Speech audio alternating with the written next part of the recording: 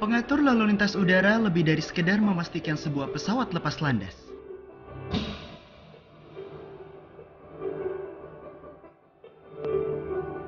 Begitu luas, sepertinya memungkinkan untuk terbang bebas di atas sana.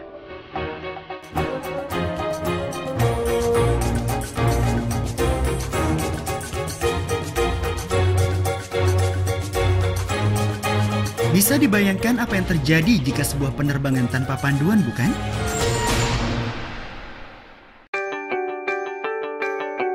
Pengatur lalu lintas udara menetapkan aturan yang disebut separation minima, menjaga satu pesawat berada di luar jarak minimum dari satu pesawat lainnya, untuk menghindari tabrakan atau mencegah kecelakaan akibat turbulensi.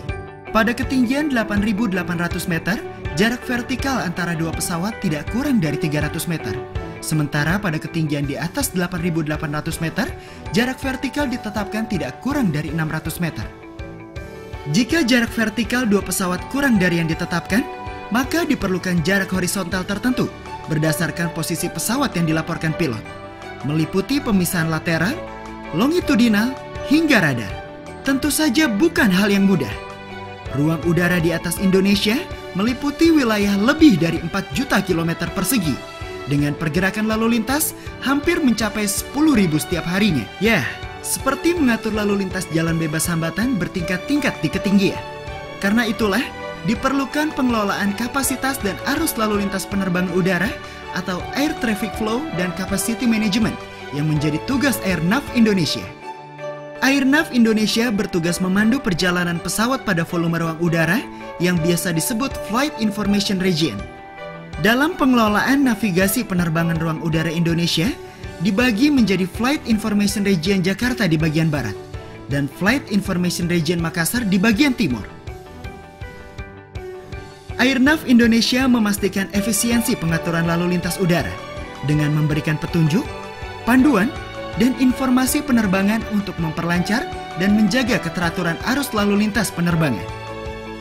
Setiap kalinya satu pesawat secara bergiliran diberi waktu tertentu untuk mendarat ataupun lepas landas agar tidak terjadi tabrakan di udara ataupun di darat. Kapasitas setiap bandar udara untuk menangani lalu lintas udara setiap jamnya bergantung pada tata letak jalur taksi, jumlah landas pacu, antisipasi cuaca, dan keberadaan sebuah air traffic control. Hampir setiap pesawat menginginkan jadwal penerbangan pada golden time, sementara kapasitas landas pacu setiap bandara memiliki batasan. Pengaturan slot, baik di udara maupun di darat, akan memaksimalkan penggunaan landas pacu. Tentunya, akan memperingan tugas pengaturan lalu lintas udara dalam mengawasi setiap profil penerbangan. Rangkaian kerja tidak terputus para personil terlatih, handal, dan berdedikasi tinggi dalam memandu pesawat sejak keberangkatan, penerbangan di udara, hingga akhirnya mendarat di tujuan.